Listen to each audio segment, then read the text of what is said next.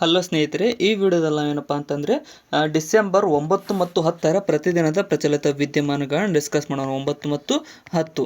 So ಇವೆರಡು ದಿನದ current affairs ಆಗಿರ್ತವೆ. ತುಂಬ ಇಂಪಾರ್ಟೆಂಟ್ ಆದಂಥ ಕರೆಂಟ್ ಅಫೇರ್ಸ್ ಆಗಿರ್ತವೆ. ಕರ್ನಾಟಕದ ಮತ್ತು ಸೆಂಟ್ರಲ್ನ ಎರಡು ಎಕ್ಸಾಮ್ಗಳಿಗೂ ತುಂಬ ಉಪಯುಕ್ತವಾಗಿರ್ತವೆ. ಸೊ ಅದಕ್ಕೋಸ್ಕರ ಹೊಸ ಬಂದಿರೋ ಸಬ್ಸ್ಕ್ರೈಬ್ ಮಾಡಿಕೊಡ್ರಿ ಮತ್ತು ವಿಡಿಯೋನ ಕೊನೆವರೆಗೂ ನೋಡಿ.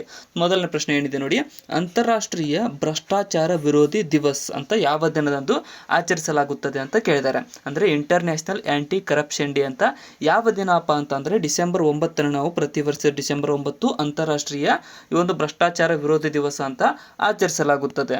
ನೆಕ್ಸ್ಟ್, ಯಾವ ರಾಜ್ಯ ಸರ್ಕಾರವು ಮಿಷನ್ ಅರುಣ್ ಹಿಮವೀರ ಅನ್ನು ಪ್ರಾರಂಭಿಸಿದೆ ಅಂತ ಕೇಳಿದ್ದಾರೆ. ಸೊ ಯಾವ ರಾಜ್ಯ ಸರ್ಕಾರ ಅಂತ ಅಂದರೆ ಮಿಷನ್ ಅರುಣ್ ಹಿಮವೀರ ಅನ್ನು ಪ್ರಾರಂಭಿಸಿರ್ತಕ್ಕಂಥದ್ದು ಕೃಷಿ ವಲಯಕ್ಕೆ ಸಂಬಂಧಪಟ್ಟಿರ್ತಕ್ಕಂಥದ್ದು. ಇದನ್ನು ಅರುಣಾಚಲ ಪ್ರದೇಶ ಪ್ರಾರಂಭಿಸಿದೆ, ಮಿಷನ್ ಹಿಮವೀರ ಅನ್ನುವಂಥದ್ದು. ಸೊ ಇದ್ರ ಬಗ್ಗೆ ಸ್ವಲ್ಪ ನೋಡೋದಾದರೆ ಇದು ಕೃಷಿ ಮತ್ತು ತೋಟಗಾರಿಕೆ ಉತ್ಪನ್ನಗಳಿಗೆ ಮಾರುಕಟ್ಟೆ ಪ್ರದೇಶವನ್ನು ಸುಧಾರಿಸುವ ಗುರಿಯನ್ನು ಹೊಂದಿದ್ದು ಇದನ್ನು ಅಭಿವೃದ್ಧಿಪಡಿಸಲಾಗಿದೆ. ಇನ್ನು ಇಟಾನಗರದಲ್ಲಿ ಇದನ್ನು ಘೋಷಿಸಲಾಗಿದೆ, ಅಂದರೆ ಅರುಣಾಚಲ ಪ್ರದೇಶದ ಇಟಾನಗರದಲ್ಲಿ.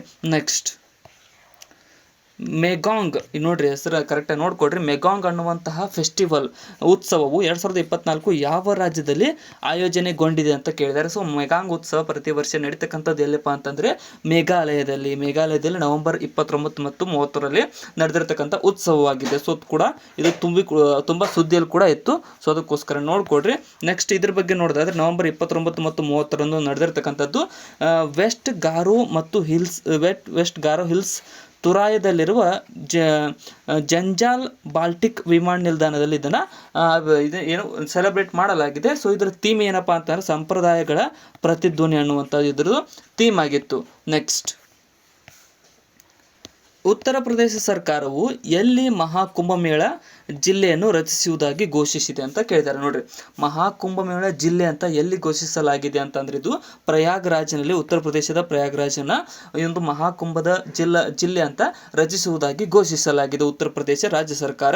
ಇದು ಸ್ವಲ್ಪ ಇಂಪಾರ್ಟೆಂಟ್ ಆಗುತ್ತೆ. ನೆಕ್ಸ್ಟ್, ಇತ್ತೀಚೆಗೆ ಇಂದಿರಾ ಗಾಂಧಿ ಶಾಂತಿ ಪ್ರಶಸ್ತಿಯನ್ನು ಪಡೆದಂತಹ ಮಿಚೆಲ್ ಬ್ಯಾಚೆಲೆಟ್ ಅವರು ಯಾವ ದೇಶದವರು ಅಂತ ಕೇಳಿದ್ದಾರೆ. ಸೊ ಸ್ಪೆಲ್ಲಿಂಗ್ ನೋಡ್ಕೊಡ್ರಿ. ಸೊ ಇವರು ಯಾವ ದೇಶದವರು ಅಂತಂದ್ರೆ ಇವರು ಚೀಲಿ ದೇಶದವರಾಗಿದ್ದು ಇವರಿಗೆ ಈ ಒಂದು 2024ರ ಇಂದಿರಾ ಗಾಂಧಿ ಶಾಂತಿ ಪ್ರಶಸ್ತಿಯನ್ನು ನೀಡಲಾಗಿದೆ. ನೆಕ್ಸ್ಟ್, ಮಿಚೆಲ್ ಬ್ಯಾಚೆಲೆಟ್ ರವರು ಚೀಲಿ ದೇಶದ ಮಾಜಿ ರಾಷ್ಟ್ರಪತಿಯಾಗಿದ್ದು ಇವರಿಗೆ ಇಂದಿರಾ ಗಾಂಧಿ ಪೀಸ್ ಪ್ರೈಸ್ ಅನ್ನು ಕೊಡಲಾಗಿದೆ. So Indira Gandhi peace prize ನ ಕೊಡ್ತಕ್ಕಂಥ ಸಂಸ್ಥೆಯ ಕೇಂದ್ರ ಕಚೇರಿ ಕಂಡು ಬರ್ತಕ್ಕಂಥದ್ದು ನವದೆಹಲಿಯಲ್ಲಿ ಕಂಡು ಬರುತ್ತೆ. ಅದೇ ರೀತಿಯಾಗಿ ಇದು ಪ್ರಾರಂಭಗೊಂಡಿರ್ತಕ್ಕಂಥ 1986ರಿಂದ ಈ ಪ್ರಶಸ್ತಿಯನ್ನು ಕೊಡಲು ಪ್ರಾರಂಭಿಸಲಾಗಿದೆ. ನೆಕ್ಸ್ಟ್, ವಿಶ್ವದ ಅತ್ಯಂತ ವೇಗವಾಗಿ ಓಡುವ ಸ್ಟಾರ್ 1 ರೋಬೋಟ್ ಅನ್ನು ಯಾವ ದೇಶ ಬಿಡುಗಡೆ ಮಾಡಿದೆ ಅಂತ ಕೇಳಿದ್ದಾರೆ. ಸೊ ಸ್ಟಾರ್ 1 ರೋಬೋಟ್ ಅನ್ನು ಬಿಡುಗಡೆ ಮಾಡಿರ್ತಕ್ಕಂಥ ದೇಶ ಯಾವುದಪ್ಪ ಅಂತಂದ್ರೆ ಅದು ಚೀನಾ ದೇಶವಾಗಿದೆ. ಆಪ್ಷನ್ ಬಿ ಇಲ್ಲಿ ಸರಿಯಾದಂಥ ಆಯ್ಕೆ ಆಗುತ್ತೆ. ನೆಕ್ಸ್ಟ್, ವಿಶ್ವದ ಅತ್ಯಂತ ಓಡುವ ಅಂದರೆ ಸ್ಪೀಡಾಗಿ ಓಡ್ತಕ್ಕಂಥ ರೋಬೋಟ್ ಅದು. ಇನ್ನು 2024ರ ಅಂಡರ್-19 ಏಷ್ಯಾ ವಿಶ್ವಕಪ್ ಅನ್ನು ಯಾವ ತಂಡ ಗೆದ್ದಿದೆ ಅಂತ ಕೇಳಿದ್ದಾರೆ. ಸೊ 2024ರ ಅಂಡರ್-19 ಏಷ್ಯಾ ವಿಶ್ವಕಪ್ ಅನ್ನು ಗೆದ್ದಿರ್ತಕ್ಕಂಥ ತಂಡ ಯಾವುದಪ್ಪ ಅಂತಂದ್ರೆ ಇದು ಬಾಂಗ್ಲಾದೇಶ. ಆಪ್ಷನ್ ಎ ಇಲ್ಲಿ ಸರಿಯಾದಂಥ ಆಯ್ಕೆ ಆಗುತ್ತೆ. ನೆಕ್ಸ್ಟ್, ಈ ಸಲದ್ದು 11ನೇ ಆವೃತ್ತಿಯಾದಾಗಿದ್ದು ಇದನ್ನು ಗೆದ್ದಿರ್ತಕ್ಕಂಥದ್ದು ಬಾಂಗ್ಲಾದೇಶ. ನಡೆದಿರ್ತಕ್ಕಂಥದ್ದು UAEದಲ್ಲಿ ನಡೆದಿತ್ತು. ಅಂದರೆ ಫೈನಲ್ನಲ್ಲಿ ಸೋತಿರ್ತಕ್ಕಂಥದ್ದು ನಮ್ಮ ಭಾರತ ಸೋತಿತ್ತು. ನೆಕ್ಸ್ಟ್, ಭಾರತದಲ್ಲಿ ಮೊಟ್ಟ ಮೊದಲ ಬಾರಿಗೆ ಗ್ರಾಮ ಪಂಚಾಯಿತಿಗಳ ಮಟ್ಟದಲ್ಲಿ ಸಮುದಾಯ ಗ್ರಂಥಾಲಯಗಳನ್ನು ಪ್ರಾರಂಭಿಸಿದಂತಹ ರಾಜ್ಯ ಯಾವುದು ಅಂತ ಕೇಳಿದ್ದಾರೆ. ಸೊ ಅಂದರೆ ಸಮುದಾಯ ಗ್ರಂಥಾಲಯಗಳನ್ನು ಒಂದು ಜಿಲ್ಲೆಯಲ್ಲಿ ಮಾತ್ರ. ಸೊ ಅದು ಯಾವುದಪ್ಪ ಅಂತಂದರೆ ಯಾವ ರಾಜ್ಯ ಅಂತಂದರೆ ಜಾರ್ಖಂಡ್ ರಾಜ್ಯ ಇದನ್ನು ಅಭಿವೃದ್ಧಿಪಡಿಸಿರ್ತಕ್ಕಂಥದ್ದು. ನೋಡ್ಕೊಡ್ರಿ, ಭಾಳ ಇಂಪಾರ್ಟೆಂಟ್ ಆಗುತ್ತೆ. ಜಾರ್ಖಂಡ್ ರಾಜ್ಯದಲ್ಲಿ ಇದನ್ನು ಅಂದರೆ ಜಾರ್ಖಂಡ್ ರಾಜ್ಯದ ಜಮ್ತಾರಾ ಜಿಲ್ಲೆ ಎಲ್ಲ ಗ್ರಾಮ ಪಂಚಾಯಿತಿಗಳಲ್ಲಿ ಈ ಒಂದು ಸಮುದಾಯ ಗ್ರಂಥಾಲಯಗಳನ್ನು ಪ್ರಾರಂಭಿಸಿರ್ತಕ್ಕಂಥ ಮೊದಲ ರಾಜ್ಯವಾಗಿದೆ. ನೆಕ್ಸ್ಟ್, ಸುದ್ದಿಯಲ್ಲಿರುವ ಕರ್ನಾಟಕದ ಕಲಬುರ್ಗಿ, ಬಾಗಲಕೋಟ, ಯಾದಗಿರಿ, ವಿಜಯಪುರ ಮತ್ತು ರಾಯಚೂರು ಜಿಲ್ಲೆಗಳಿಗೆ ಸಂಬಂಧಪಟ್ಟಂತಹ ಕೃಷ್ಣ ಭಾಗ್ಯ ಜಲ ನಿಗಮ ಯಾವ ನದಿಗೆ ಸಂಬಂಧಿಸಿದೆ ಅಂತ ಕೇಳಿದ್ದಾರೆ. ಸೊ ಈ ಒಂದು ಕೃಷ್ಣ ಭಾಗ್ಯ ಜಲ ನಿಗಮ ಯಾವುದಕ್ಕೆ ಸಂಬಂಧಪಟ್ಟಿರ್ತಕ್ಕಂಥದ್ದು ಅಂದರೆ ಇದು ಕೃಷ್ಣಾ ನದಿಗೆ ಸಂಬಂಧಪಟ್ಟಿರ್ತಕ್ಕಂಥ ಯೋಜನೆಯಾಗಿದೆ. ಸೊ ಭಾಳ ಕೂಡ ಸುದ್ದಿಯಲ್ಲಿದ್ದು ಮೋಸ್ಟ್ ಇಂಪಾರ್ಟೆಂಟ್ ಆಗುತ್ತೆ. ನೆಕ್ಸ್ಟ್, ಪ್ರತಿಷ್ಠಿತ ಪೇಂಟರ್ ಟರ್ನರ್ 2024 ಪ್ರಶಸ್ತಿ ಯಾರಿಗೆ ಲಭಿಸಿದೆ ಅಂತ ಕೇಳಿದ್ದಾರೆ. ಅಂದರೆ ಟರ್ನರ್ ಅನ್ನುವಂಥ ಅವರು ವ್ಯಕ್ತಿ ಆಗಿದ್ರು, ಅಂದರೆ ತುಂಬ ಇಂಪಾರ್ಟೆಂಟ್ ಅಂದರೆ ಫೇಮಸ್ ಪೇಂಟರ್ ಆಗಿದ್ರು. ಇವರ ಹೆಸರಿನಿಂದ ಈ ಪ್ರಶಸ್ತಿಯನ್ನು ನೀಡಲಾಗುತ್ತದೆ. ಸೊ 2024 ಯಾರಿಗೆ ಕೊಟ್ಟಿದ್ದಾರೆ ಅಂತಂದರೆ ಜಸ್ಲಿನ್ ಕೌರ್ ಅವರಿಗೆ ಕೊಟ್ಟಿದ್ದಾರೆ. ಆಪ್ಷನ್ ಎ ಇಲ್ಲಿ ಸರಿಯಾದಂಥ ಆಯ್ಕೆ ಆಗುತ್ತೆ. ನೆಕ್ಸ್ಟ್, ಜಾಗತಿಕ ಮಾನವ ಹಕ್ಕುಗಳ ದಿವಸ ಅಂತ ಯಾವ ದಿನದಂದು ಆಚರಿಸಲಾಗುತ್ತದೆ ಅಂತ ಕೇಳಿದ್ದಾರೆ.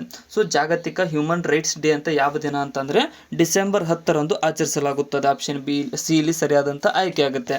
Next, world human rights day 2024 ಅಂತಂದರೆ ಇದ್ರ ಥೀಮ್ ಏನಪ್ಪ ಅಂತಂದರೆ our rights our future our right now ಅನ್ನುವಂಥದ್ದಾಗುತ್ತೆ ಇದರ ಥೀಮ್. ಮತ್ತು 1948ರಲ್ಲಿ UN ಸಂಸ್ಥೆ ಅಳವಡಿಸಿಕೊಂಡಿರ್ತಕ್ಕಂಥದ್ದಾಗಿದೆ. ಯುನೈಟೆಡ್ ನೇಷನ್ಸ್ ಸಂಸ್ಥೆ ಇದನ್ನು ಅಳವಡಿಸಿಕೊಂಡಿದೆ. Next, junior Asia hockey cup ಅನ್ನು ಯಾವ ದೇಶ ಗೆದ್ದುಕೊಂಡಿದೆ ಅಂತ ಕೇಳ್ತಾರೆ.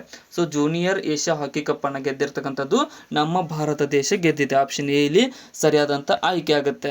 ನೆಕ್ಸ್ಟ್ ನೋಡಿ, ಇದು 10ನೇ ಆವೃತ್ತಿಯದಾಗಿದ್ದು ಇದನ್ನು ಆರ್ಗನೈಸ್ ಮಾಡಿರ್ತಕ್ಕಂಥದ್ದು ಏಷ್ಯನ್ ಹಾಕಿ ಫೆಡರೇಷನ್ ಸಂಸ್ಥೆ ಆರ್ಗನೈಸ್ ಮಾಡಿದೆ.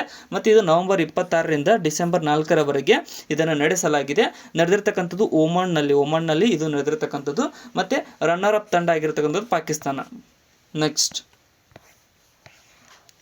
Indian society of aerospace medicine ISAM ಅಂತ ಕರಿತೀವಲ್ಲ, ತನ್ನ 63ನೇ ವಾರ್ಷಿಕ ಸಮ್ಮೇಳನವನ್ನು ಎಲ್ಲಿ ಆಯೋಜಿಸಿದೆ ಅಂತ ಕೇಳಿದ್ದಾರೆ. ಸೊ ಇದನ್ನು ಎಲ್ಲಪ್ಪ ಅಂತಂದರೆ ಆಪ್ಷನ್ ಡಿ ಇಲ್ಲಿ ಅಂದರೆ ಬೆಂಗಳೂರಿನಲ್ಲಿ ಇದನ್ನು ಆಯೋಜಿಸಲಾಗಿದೆ. Indian society of aerospace medicine ತನ್ನ 63ನೇ ವಾರ್ಷಿಕ ಸಮ್ಮೇಳನವನ್ನು ಆಯೋಜಿಸಲಾಗಿದೆ. ನೆಕ್ಸ್ಟ್, ಇತ್ತೀಚೆಗೆ ಯುನೆಸ್ಕೋ ವಿಶ್ವ ಪರಂಪರೆಯ ಸ್ಥಾನಮಾನಕ್ಕೆ ನಾಮನಿರ್ದೇಶನ ಕೊಟ್ಟಂತಹ ಜಿಂಜಿ ಕೋಟೆ ಯಾವ ರಾಜ್ಯದಲ್ಲಿದೆ ಅಂತ ಕೇಳಿದ್ದಾರೆ. ಸೊ ಇದೊಂದು ಯುನೆಸ್ಕೋ ಪಟ್ಟಿಗೆ ನಾಮನಿರ್ದೇಶನ ಆಗಿದೆ. ಇದು ಜಿಂಜಿ ಕೋಟೆ ಕಂಡು ಬರ್ತಕ್ಕಂಥದ್ದು ತಮಿಳುನಾಡು ರಾಜ್ಯದಲ್ಲಿ. ಆಪ್ಷನ್ ಸಿ ಇಲ್ಲಿ ಸರಿಯಾದಂಥ ಆಯ್ಕೆ ಆಗುತ್ತೆ. Next, RBI reserve bank of ಇಂಡಿಯಾನ ನೂತನ ಗವರ್ನರ್ ಆಗಿ ಯಾರು ನೇಮಕಗೊಂಡಿದ್ದಾರೆ ಅಂತ ಕೇಳಿದ್ದಾರೆ. ಸೊ RBIನ ನೂತನ ಗವರ್ನರ್ ಆಗಿ ಯಾರಪ್ಪ ಅಂತಂದರೆ ಆಪ್ಷನ್ ಬಿ ಸಂಜಯ್ ಮಲ್ಹೋತ್ರರವರು ಆಯ್ಕೆಯಾಗಿದ್ದಾರೆ. ಆಪ್ಷನ್ ಬಿ ಇಲ್ಲಿ ಸರಿಯಾಗಿರ್ತಕ್ಕಂಥದ್ದು. RBI ಭಾಳ ಇಂಪಾರ್ಟೆಂಟ್ ಆಗುತ್ತೆ. RBIನ ಕೇಂದ್ರ ಕಚೇರಿ ಕಂಡು ಬರ್ತಕ್ಕಂಥದ್ದು ಮುಂಬೈಯಲ್ಲಿ. ಅದೇ ರೀತಿಯಾಗಿ ಇದು ಸ್ಥಾಪನೆ ಆಗಿರ್ತಕ್ಕಂಥದ್ದು ಎಲ್ಲಪ್ಪ ಅಂತಂದರೆ 1935 ಏಪ್ರಿಲ್ 1ರಂದು ಇದನ್ನು ಸ್ಥಾಪಿಸಲಾಗಿದೆ. ನೆಕ್ಸ್ಟ್, ಏಷ್ಯನ್ ಕ್ರಿಕೆಟ್ ಕೌನ್ಸಿಲ್ನ ನೂತನ ಅಧ್ಯಕ್ಷರಾಗಿ ಯಾರು ನೇಮಕಗೊಂಡಿದ್ದಾರೆ ಅಂತ ಕೇಳಿದ್ದಾರೆ. So ACC Asian cricket council ಅಂತ ಕರಿತೀವಿ. ಸೊ ಇದರ ನೂತನ ಅಧ್ಯಕ್ಷರಾಗಿ ಯಾರಪ್ಪ ಅಂತಂದರೆ ಶಮ್ಮಿ ಸಿಲ್ವರ್ ಅವರು ಆಯ್ಕೆಯಾಗಿದ್ದಾರೆ, ಅಂದರೆ ಅವರು ನೇಮಕಗೊಂಡಿದ್ದಾರೆ. ಸೊ ಅದ್ರ ಬಗ್ಗೆ ನೋಡೋದಾದ್ರೆ ACC ಅಂತ ಅಂದರೆ ಸ್ಥಾಪನೆ ಆಗಿರ್ತಕ್ಕಂಥದ್ದು 1983ರಲ್ಲಿ ಸ್ಥಾಪಿಸಲಾಗಿದೆ. ಇದರ ಕೇಂದ್ರ ಕಚೇರಿ UAE ದುಬೈನಲ್ಲಿದೆ. ನೆಕ್ಸ್ಟ್,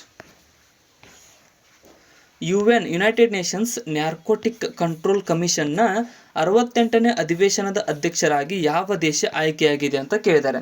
ಸೊ ಯಾವ ದೇಶಪ್ಪ ಅಂತಂದರೆ ನಮ್ಮ ಭಾರತ ದೇಶ ಏನಿದೆಯಲ್ಲ, ಇದು 68ನೇ UN ನ್ಯಾರ್ಕೋಟಿಕ್ ಕಂಟ್ರೋಲ್ ಕಮಿಷನ್ನ 68ನೇ ಅಧ್ಯಕ್ಷ ರಾಷ್ಟ್ರವಾಗಿ ಆಯ್ಕೆಯಾಗಿರ್ತಕ್ಕಂಥದ್ದು. ಇದು ಕೂಡ ಸುದ್ದಿಯಲ್ಲಿದೆ. ನೆಕ್ಸ್ಟ್, ಇದ್ರ ಕಮಿಷನ್ ಅಂದರೆ ನ್ಯಾರ್ಕೋಟಿಕ್ ಡ್ರಗ್ಸ್ ಸ್ಥಾಪನೆ ಆಗಿರ್ತಕ್ಕಂಥ 1946ರಲ್ಲಿ ಕೇಂದ್ರ ಕಚೇರಿ ಕಂಡು ಬರ್ತಕ್ಕಂಥ ಆಸ್ಟ್ರಿಯಾದ ವಿಯೆನ್ನಾದಲ್ಲಿ.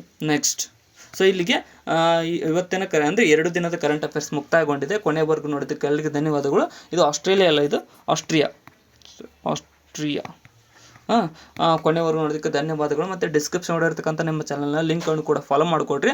ಮತ್ತು ಏನಪ್ಪ ಅಂತಾರೆ, ವಿಡಿಯೋನಾದಷ್ಟು ನಿಮ್ಮ ಫ್ರೆಂಡ್ಸ್ಗೆ ಶೇರ್ ಮಾಡಿ, ಸಬ್ಸ್ಕ್ರೈಬ್ ಮಾಡಿರಿ. ಯಾವುದು ಕರೆಂಟ್ ಅಫೇರ್ಸ್ ಮಿಸ್ ಆಗಿಲ್ಲ. ಸೊ ಕಂಟಿನ್ಯೂಷನ್ ಆಗಿ ಬರ್ತಾ ಇದ್ದೀನಿ. ಅಪ್ ಟು ಡೇಟ್ ಇನ್ನು 2 ದಿನದಲ್ಲಿ ಕವರ್ ಆಗುತ್ತೆ. Thank you so much.